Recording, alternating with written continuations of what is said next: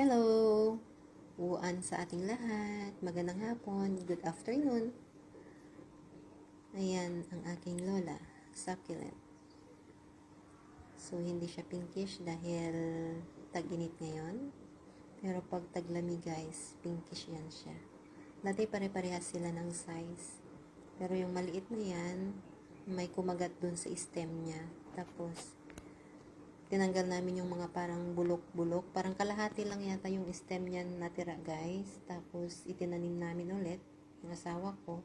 Kala ko mamamatay yan siya. Hindi na ako nag-expect na mabuhay. Pero ayan, buhay pa siya. It's been I think 6 months nung nangyari yon. So, yan.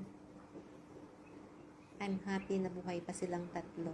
Yan ang kauna-unahan kong lola.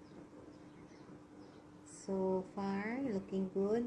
Isa yan sa mga nakasurvive nung wala kami.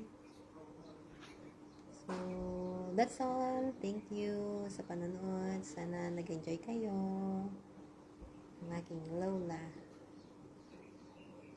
Bye-bye guys. Paalam.